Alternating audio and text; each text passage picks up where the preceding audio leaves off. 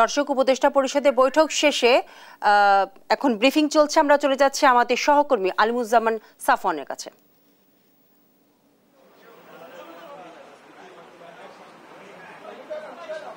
বিপাশা, কিছুক্ষণ আগে আসলে যে ঘোষণাটির জন্য আসলে সবাই অপেক্ষা করছিল সেই ঘোষণাটা কিন্তু এসেছে এবং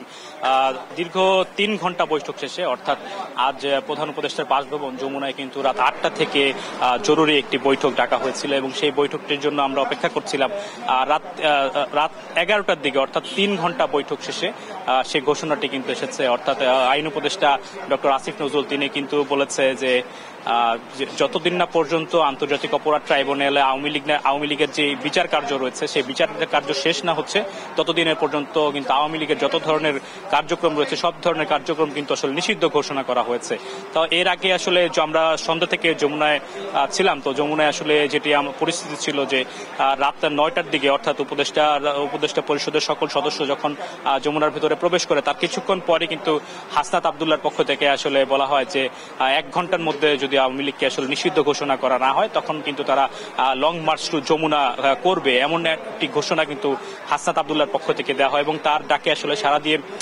শাহবাগে যে অবস্থান কর্মসূচিটি চলছিল সেখানে কিন্তু ব্যাপক উপস্থিতি লক্ষ্য করা যায়।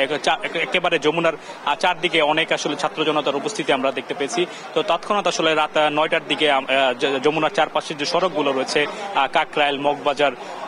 পরিবাগ সহ হোটেল ইন্টারকন্টিনেন্টাল সহ যত সড়কগুলো ছিল প্রত্যেকটি সড়কে আসলে যান চলাচল কিন্তু বন্ধ করে দেওয়া হয়। অর্থাৎ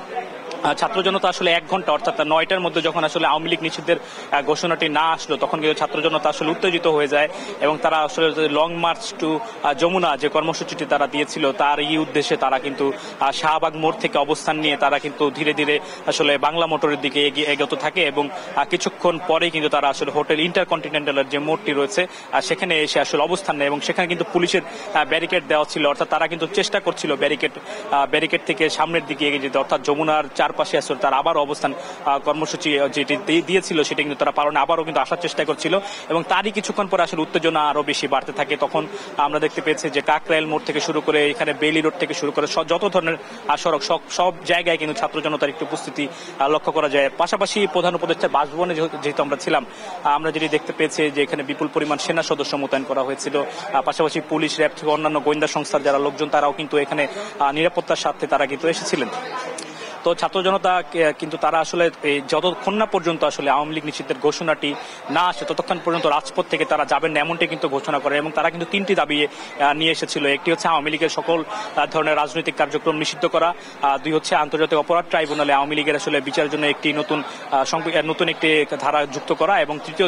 দাবি তাদের ছিল সেটি হচ্ছে জুলাইয়ের যে ঘোষণাপত্র তারা দাবি দীর্ঘদিন যাবৎ করে আসছিলেন, জুলাইয়ের ঘোষণাপত্র কিন্তু অবিলম্বে আজকের মধ্যেই সেই সিদ্ধান্ত আসতে হবে এমনটি কিন্তু তারা ঘোষণা করেছিল। তো সব আসলে জল্পনা কল্পনা শেষে সিদ্ধান্তটি এসেছে। আমরাও সন্ধ্যা থেকে প্রধান উপদেষ্টার যে বাসভবন রাষ্ট্রীয় অতিথি ভবন যমুনা সেখানে আমরা অপেক্ষারত ছিলাম একটি সিদ্ধান্তের জন্য এবং সর্বশেষ ঠিক রাত 11টার দিকে কিন্তু আইন উপদেষ্টা ডক্টর আসিফ নজরুল তিনি সংবাদ মাধ্যমে কথা বলার জন্য এসেছেন। তার আগে আমরা দেখতে পেয়েছি যে অন্যান্য যারা উপদেষ্টা সবাই আসলে আজকে এই জরুরি বৈঠকে কিন্তু অংশগ্রহণ করেছেন, তারা একে একে আসলে বেরিয়ে গেছেন এবং এখানে কিন্তু এসেছিলেন ডক্টর আসিফ নজরুল এবং সৈয়দ রিজওয়ানা হাসান, তাদেরকে আমরা দেখতে পেয়েছি। তো ডক্টর আসিফ নজরুল কিন্তু সংবাদ মাধ্যমে আসলে বলেছেন যে আন্তর্জাতিক অপরাধ ট্রাইব্যুনালে যতদিন না পর্যন্ত আওয়ামী লীগের যে বিচার কার্যক্রম যেটি অর্থাৎ চলমান রয়েছে এবং শেখ হাসিনা সহ অন্যান্য আওয়ামী লীগের ওবায়দুল কাদের সহ অন্যান্য যারা আওয়ামী লীগের এমপি মন্ত্রী সহ তৃণমূলের যারা কর্মী যাতে সবার নামে আসলে যত ধরনের মামলা রয়েছে যতদিন আসলে মামলাগুলো চলমান থাকবে, অর্থাৎ মামলাগুলোর রায় যতদিন না পর্যন্ত না হবে একটি তাদেরকে অপরাধী বলা কি এরকম কোন একটা ঘোষণা যতদিন না পর্যন্ত না আসবে ততদিন পর্যন্ত কিন্তু আওয়ামী লীগের সকল ধরনের যে কার্যক্রম সেটা কিন্তু নিষিদ্ধ ঘোষণা করা হয়েছে। অর্থাৎ এছাড়া আইন উপদেষ্টা বলেছেন যে অবিলম্বে আসলে এটির যে পরিপত্র সেটিও কিন্তু আসলে জারি করা হবে। তো আমার কাছে প্রধান উপদেষ্টার বাসভবন যমুনা থেকে ছিল সর্বশেষ খবর। জি সাফওয়ান, আপনাকে ধন্যবাদ।